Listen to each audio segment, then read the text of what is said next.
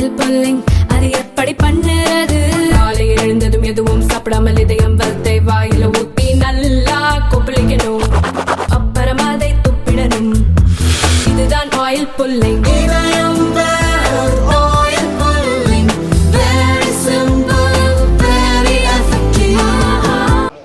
எல்லோருக்கும் வணக்கம். தமிழ்நாடு காங்கிரஸ் கமிட்டியின் சார்பாக கிராம கமிட்டி சீரமைப்பு பணியை ஒரு மாதங்களுக்கு மேல் தொடர்ந்து தமிழ்நாடு காங்கிரஸ் கமிட்டி செய்து வருகிறது. அதனுடைய ஒருங்கிணைப்பாளராக அண்ணன் பீட்டர் அல்போன்ஸ் அவர்களும் 13 பெருங்கோட்டு மண்டல பொறுப்பாளர்களும் 39 நாடாளுமன்றத்திற்கு அமைப்பாளர்களும் 234 சட்டமன்றத்திற்கு ஒரு சட்டமன்றத்திற்கும் 2 அமைப்பாளர்கள், 1000 பேர் கிராம கமிட்டி, பேரூராட்சி கமிட்டி, நகராட்சி கமிட்டி, மாநகராட்சி கமிட்டி, வட்டார கமிட்டி அமைப்பதில் மும்முரமாக ஈடுபட்டு வருகிறார்கள். இதுவரை ஏறக்குறைய ஒரு 40 விழுக்காடை பூர்த்தி செய்திருக்கிறார்கள், நிறைவு செய்திருக்கிறார்கள். இப்பொழுது முழுமையாக வடசென்னை மேற்கு மாவட்ட தலைவர் திரு டில்லி பாபு அவர்கள் கொளத்தூர், பெரம்பூர், திருவிக நகர் 3 சட்டமன்ற தொகுதிகளையும் அவருடைய மாவட்டத்திற்கு உட்பட்டதை 100% கமிட்டி அமைத்து இன்று அமைப்பை சரி செய்து கொடுத்திருக்கிறார். கொளத்தூரில் 7 வார்டுகள், பெரம்பூரில் 7 வார்டுகள், திருவிக நகர் சட்டமன்ற 6 வார்டுகள், 35 வட்டங்கள், 9 சர்க்கிள்கள், ஆக மொத்தம் 44 கமிட்டி. இந்த 44 அமைப்புக்கு தலைவர், துணைத் தலைவர், பொருளாளர், பொதுச் செயலாளர், செயலாளர் 6 பேர், 25 பேர் செயற்குழு உறுப்பினர்கள் 31, 44 அமைப்பு 31 பேர், 1364 தலைவர்களை அவர் முழுமையாக தேர்ந்தெடுத்து பட்டியலை இன்று காங்கிரஸ் பேரியக்கத்திற்கு அளிக்கிறார். ஒரு முழுமையோடு 100% கமிட்டியை அமைத்திருக்கின்ற எங்களுடைய மாவட்ட தலைவர் திரு டில்லி பாபு அவர்களுக்கு மனமார்ந்த வாழ்த்துக்களையும் பாராட்டுதலையும் காங்கிரஸ் கமிட்டி தெரிவித்துக் கொள்கிறது. இதற்கு உறுதுணையாக இருந்த இந்த கமிட்டி அமைப்பதற்கு இரவும் பகலும் முழு நேரமும் அவர்களுக்கு உறுதுணையாக இருந்து இந்த கமிட்டி அமைத்திருக்கின்ற மண்டல ஒருங்கிணைப்பாளர்கள், சென்னை மண்டல ஒருங்கிணைப்பாளர்கள் அண்ணன் திரு விஜயன், அண்ணன் திரு ஜோதி, நாடாளுமன்ற ஒருங்கிணைப்பாளர் திரு தாமோதரன், கொளத்தூர் சட்டமன்ற அமைப்பாளர் வில்லிவாக்கம் திரு சுரேஷ், திருமதி சுகன்யா, திருவிக நகர் சட்டமன்ற அமைப்பாளர் திரு உமாபதி, திரு கிஷோர்குமார், பெரம்பூர் சட்டமன்ற அமைப்பாளர் ஆனந்த், திரு வியாசை ஆனந்த், கானிஷா, கொடுங்கையூர் செல்வம், சர்க்கிள் கமிட்டி தலைவர்கள் திரு முரளி, ஹரிபாபு, ஆனந்தராம், சுந்தர், பாபுகான், பாஸ்கர், பீர் முகமது, ரஜினி செல்வம், கணபதி மற்றும் சுகன்யா செந்தில்குமார், இவர்களுக்கு காங்கிரஸ் பேரியக்கத்தின் சார்பாக மனமார்ந்த வாழ்த்துக்களையும் பாராட்டுதலையும் தெரிவித்து அவர்களுக்கு பொன்னாடை போர்த்தி கௌரவிக்கப்படுகிறது. மாண்புமிகு முதலமைச்சர் அவர்கள் நீண்ட நெடிய காலமாக இந்த பட்டா வழங்கும் பிரச்சனைக்கு ஒரு அமைச்சரவை கூட்டத்தில் முடிவு செய்திருக்கிறார்கள். ஏழை எளிய மக்களுக்கு இவ்வளவு காலமாக பெல்ட் ஏரியா என்று ஒரு தடை இருந்தது. சென்னையை ஒட்டி உள்ள 3 மாவட்டங்களில் மற்றும் மாநகரங்களில் இந்த பெல்ட் ஏரியாவிற்கு பட்டா வழங்க ஒரு தடை இருந்தது. அந்த தடையை நீக்கி அமைச்சரவையில் தீர்மானமாக கொண்டு வந்து லட்சக்கணக்கான ஏழை எளிய மக்களுக்கு பட்டா அளிப்பதற்கு ஆணையிட்டு இருக்கிறார்கள். காங்கிரஸ் பேரியக்கம் மனமாற பாராட்டுகிறது, வரவேற்கிறது. ஒரு மனிதனுக்கும் ஒரு பிடி மண் வேண்டும் என்று சொல்லுவார்கள். அந்த நிலையை தமிழ்நாடு அரசு எடுத்து தொடர்ந்து மனை பட்டா வழங்கும் நிகழ்ச்சியை செய்து வருகிறார்கள். இன்னும் தீவிரமாக செய்ய வேண்டும் என்ற வேண்டுகோளையும் வைக்கிறோம். வேற கேட்காம இருக்காங்க தீர்ப்பு பற்றி. ரைட், வேற எதனா?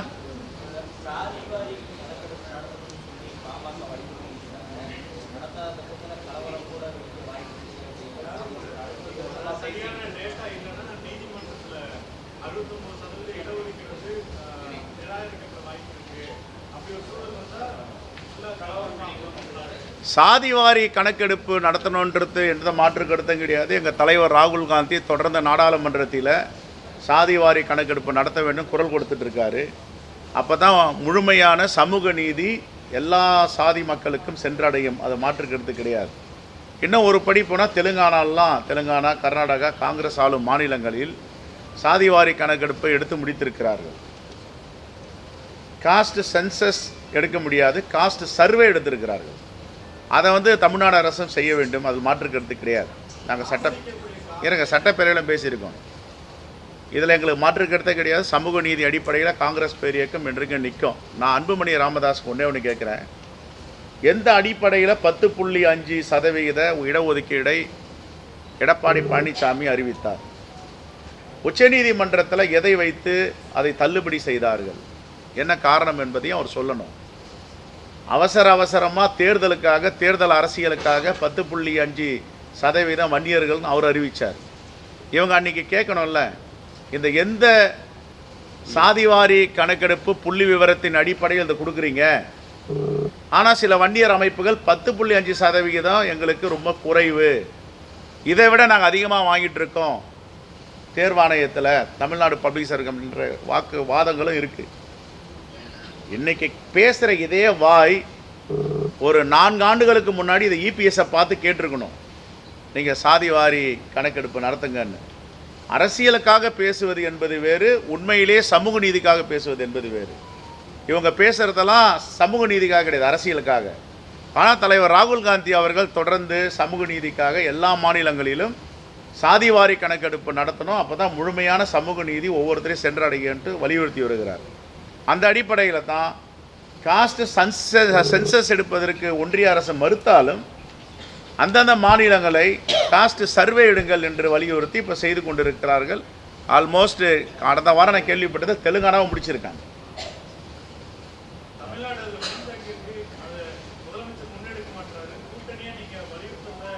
இல்லை, நாங்கள் சட்டப்பேரவையிலேயே பேசியிருக்கோமே, எல்லா மாநிலங்கள்லேயும் நடக்கிற மாதிரி இங்கே செய்யணும்னு. ஆனால் இது ஒன்றிய அரசையா காஸ்ட் சென்சஸ் எடுக்க மாட்டேன்றாங்க? சாதிவாரி கணக்கெடுப்பு செய்வதற்கு ஒன்றிய அரசுக்கு என்ன பிரச்சனை? சென்சஸ் எடுக்காமல் இருக்காங்களே. கடைசி அடுத்தது 2011 தானே, அதுக்கப்புறம் எடுக்கலையே. எத்தனை கோடி மக்கள் இந்த சமூக நீதி அடிப்படையில் உரிமைகளை பெற முடியாமல் இருக்காங்க?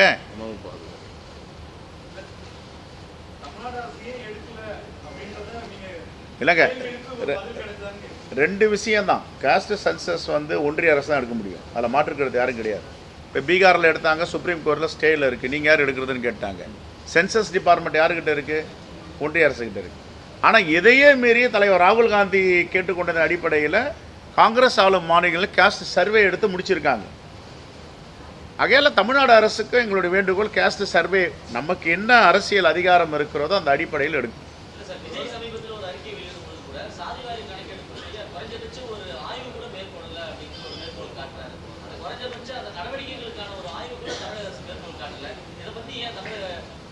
இல்லைங்க, 2 விஷயம் நம்ம தெளிவாக. காஸ்ட் சென்சஸ் ஒரு மாநில அரசு எடுக்க முடியுமா?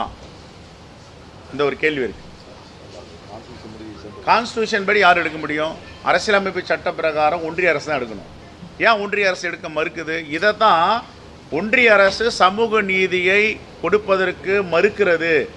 காங்கிரஸ் ஆளும் மாநிலங்களில் காஸ்ட் சர்வே எடுக்குன்னு எடுத்து முடிச்சிருக்காங்க. இப்போ கடந்த வாரம் தெலுங்கானாவில் 70 கோடி ரூபாய் ஒதுக்கி முடிச்சிருக்காங்க.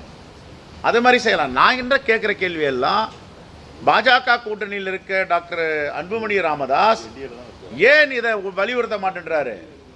சமூக நீதியை பற்றி பேசுவதற்கு பாஜக என்ன தகுதி இருக்குன்னு அவர் கேட்கணும்ல. ஒன்றிய அரசை கேட்காம மாநில அரசை கேட்கறதுல என்ன நியாயம் இருக்கு? இது மக்களை ஏமாத்துறது, இது அப்பட்டமாக ஏமாத்துறது. பாட்டாளி மக்கள் கட்சியில் இருக்க வன்னியர்களுக்கு தெரியாதா? காஸ்ட் சென்சஸ் எடுக்கிறது யாரால முடியும்? அரசியலமைப்பு சட்டத்தில், இந்தியன் கான்ஸ்டியூஷனில் காஸ்ட் சென்சஸ் எடுக்கிறவுடைய அதிகாரமும் யாருக்கிட்ட இருக்குன்றது தெரியும். இது அன்புமணி ராமதாஸ் தெரியாதா? சாதிவாரி கணக்கெடுப்பு யார் நடத்தணும்? எதுங்க? இல்லை, அதான் சொல்கிறேன், சென்சஸ் வேறு, சர்வே வேறு. இவர் என்ன சொல்கிறார்? சாதிவாரி நீங்கள் கணக்கெடுப்பிடுங்க, ஏன் நீங்கள் எடுக்கக்கூடாது? அதுக்கான வேலை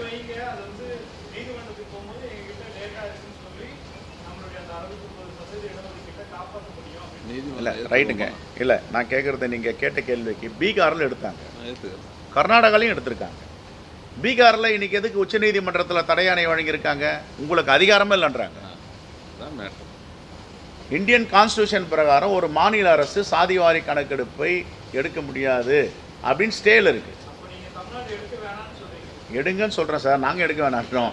நாங்கள் அதிலே தானே ஊறி போயிருக்கோம். இப்போ கர்நாடகாவில் எடுத்திருக்காங்க, ஆந்திராவில், தெலுங்கானாவில் எடுத்திருக்காங்க, எடுங்கன்னு சொல்கிறோம். நாங்கள் சட்டப்பேரவையிலே பேசியிருக்கோமே.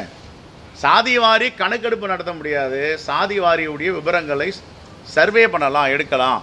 ஆனால் அந்த டாட்டா பேஸ் போதுமா நீதிமன்றத்துக்குன்றது இன்னொரு கேள்வி இருக்கு. இது தான் பீகாருக்கு தான் இன்னொரு மாநிலத்துக்கும்.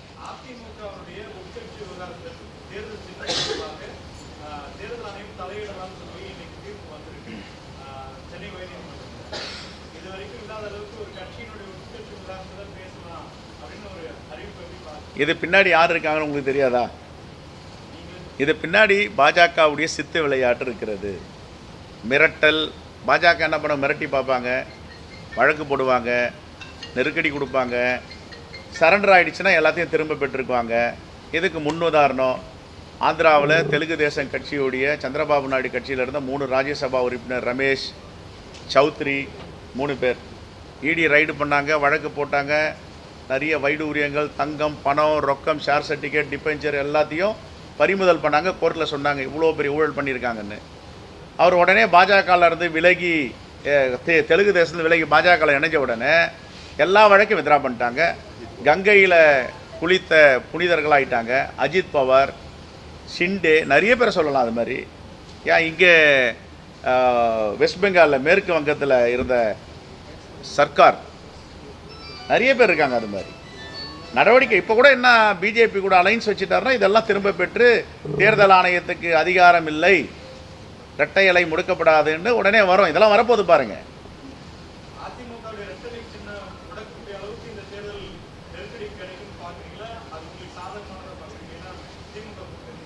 ஏங்க, இரட்டை இலை இருந்தாலும் இரட்டை இல்லைனாலும் இந்தியா கூட்டணி பெருவாரியான வாக்கு வித்தியாசத்தில் 200 தொகுதிக்கு மேலே வெற்றி பெறாத மாற்றுக்கிறது கிடையாது.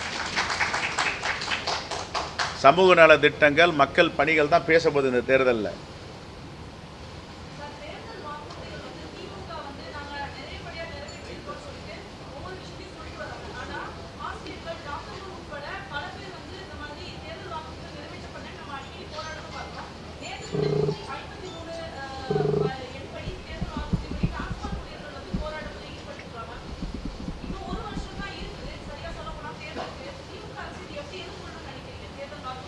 எனக்கு தெரிஞ்சு நான் சொல்கிறது சரின்னு நினைக்கிறேன். 85 விழுக்காடுக்கு மேலே தேர்தல் வாக்குறுதியை திராவிட முன்னேற்ற கழக அரசு 4 ஆண்டுகளில் நிறைவேற்றியிருக்காங்க. இன்னும் இருக்கின்ற மீதமுள்ள வாக்குறுதிகள் நிறைவேற்றுவதற்கு வாய்ப்பு இருக்கிறது. 1, போராட்டங்கள் எந்த மாநிலத்தில் இல்லை, எல்லா மாநிலத்திலும் போராட்டங்கள் நடந்துட்டு தான் இருக்குது. பாஜக ஆளும் மாநிலங்களில் போராட்டம் இல்லையா? அங்கேயும் நடந்துட்டு தான் இருக்குது. போராட்டம் என்பது அவருடைய வாழ்வாதார உரிமை, ரைட் டு அஜிடேட், அதை பண்ணிகிட்டு இருக்காங்க. அதுக்கு சம்மந்தம் இல்லை. ஆனால் சொன்ன வாக்குறுதியை 85 விழுக்காடுக்கு மேல் மாண்பு முதலமைச்சர் நிறைவேற்றியிருக்கிறார். சொல்லாத வாக்குறுதி இப்போது எந்த எதிர்க்கட்சியும் பேச மாட்டுறாங்களே. மக்களை தேடி மருத்துவம், இல்லம் தேடி கல்வி, தவ புதல்வன், இதெல்லாம் எந்த வாக்குறுதியில் சொல்லியிருக்காங்க? 1000 ரூபாய் புதுமை பெண் திட்டம், இதெல்லாம் எந்த வாக்குறுதியில் சொன்னாங்க? காலை உணவு திட்டம் எதனா வாக்குறுதியில் சொன்னாங்களா? இன்றைக்கி லட்சக்கணக்கான குழந்தைகள் காலை உணவு சாப்பிட்றாங்க. பெருந்தலைவர் காமராஜர் மதிய உணவு கொண்டு வந்தார். இன்றைக்கி மாண்பு முதலமைச்சர் அண்ணன் தளபதி அவர்கள் காலை உணவு கொண்டு வந்திருக்கார். இப்போ காலை உணவு எந்த வாக்குறுதியில் சொன்னாங்க? நாங்கள் ஆட்சிக்கு வந்தால் காலை உணவு போடுவோம்னாங்களா? எத்தனை 1000 கோடிகள் அதுக்கு செலவு பண்ணுறாங்க? இதெல்லாம் சீர்தூக்கி பார்க்கணும். குறை சொல்லணுன்றதுக்காக எதிர்க்கட்சிகள் குறை சொல்லிட்டு இருக்க முடியாது. சரி, இன்னொரு பக்கம் நிதி ஆதாரம்னா இவங்க விட்டுட்டு போகும்போது ஆட்சியை கொடுத்துட்டு போகும்போது நிதி ஆதாரம் என்ன கஜனால எங்கே பணம் இருந்தது? கஜனால பணமே கிடையாது. திறமையாக நிதி மேலாண்மையோடு ஆட்சி செய்து வருகிறார்கள். இதை விட நல்ல ஆட்சி கொடுப்பதற்கு யார் வந்தாலும் வாய்ப்பில்லை. இதை மக்களே பாராட்டுகிறார்கள். அதான் இடைத்தேர்தலெலாம் பார்த்தீங்கன்னா பல ஆயிரக்கணக்கான வாக்குகள் வித்தியாசத்தில் வெற்றி பெறுவது இந்தியா கூட்டணி.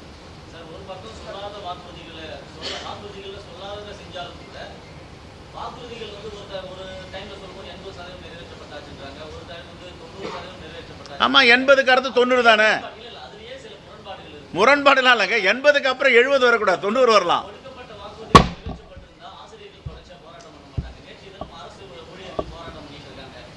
மருத்துவமனைகளில் வந்து மருத்துவர்கள் மருத்துவ பணியாளர்கள் இடம் அங்கே நிரப்பப்படல தொடர்ச்சியாக போராட்டம் நடக்குது. ஒரு 100 பேஷண்ட்டுக்கு ஒரு மருத்துவர் இருக்கணும் அப்படின்னு பார்த்தோம்னா 80,000 அரசு மருத்துவர்கள் இருக்கணும். ஆனால் 25,000 அரசு மருத்துவமனைகள் இப்போ வரைக்கும் இருக்கிறாங்க. சமீபத்தில் கூட ஒரு குழந்தை இறந்த போது 10 நிமிஷத்துக்கு முன்னாடி வந்திருந்தா காப்பாற்றிருக்கலாம்ன்றாங்க. அந்த 24 மருத்துவமனையில் கேட்டு பூட்டி இருக்குன்றாங்க. காரணம் மருத்துவர்கள் அங்கே இல்லை. டே டியூட்டி நைட் டியூட்டி பார்க்க மருத்துவர்கள் கிடையாது.